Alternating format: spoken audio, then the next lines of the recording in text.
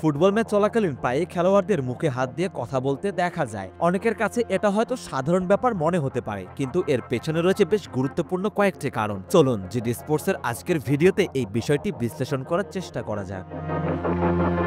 গোপনীয়তা রক্ষা।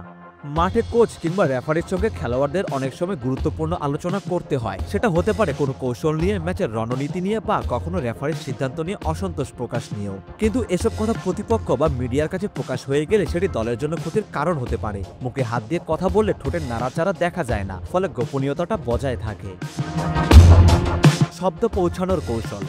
স্টেডিয়ামে হাজারো দর্শকের চিৎকার আর উল্লাসের মাঝে একজনের কথা আরেকজন শুনতে পায় না। মুখে হাত দিয়ে কথা বললে শব্দের দিক নির্দেশনা স্পষ্ট হয় এবং সহ খেলোয়াড় বা কোচের কাছে সেই শব্দ পরিষ্কারভাবে পৌঁছে যায়। 2017 সালে পেপ গার্দিওলা যখন সাউদাম্পটনের খেলোয়াড় নাথান রেডমন্ডের সঙ্গে কথা বলছিলেন, তখন এই কৌশলটা ব্যবহার করেছিলেন।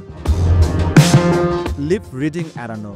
প্রযুক্তির এই যুগে প্রতিপক্ষ দল কিংবা মিডিয়া ঠোঁট পড়ার মাধ্যমে খেলোয়াড়দের কথাবার্তা জেনে ফেলার চেষ্টা করেন। এ কারণেই অনেক খেলোয়াড় মুখে হাত দিয়ে কথা বলেন, যাতে তাদের গোপন কথা লিক হয়ে না যায়। ম্যানচেস্টার সিটির কাইল ওয়াকার একবার মুখ থেকে কথা বলার কারণে বিব্রতকর পরিস্থিতিতে পড়েছিলেন, যখন তার কথোপকথন লিপ রিডিং এর মাধ্যমে ফাঁস হয়ে গিয়েছিল।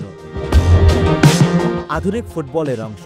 মুখে হাত দিয়ে কথা বলার এই বিষয়টা শুধু গোপনীয়তা রক্ষা নয়, বরং আধুনিক ফুটবলে এক ধরনের মানসিক প্রস্তুতিও বটে। এটি দেখিয়ে দেয় যে খেলোয়াড়েরা কতটা কৌশলী এবং প্রযুক্তি ও মিডিয়ার প্রভাব সম্পর্কে কতটা সচেতন।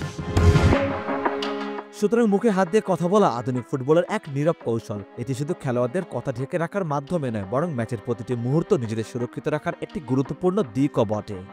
সারোয়ার সেতু, জিডি স্পোর্টস।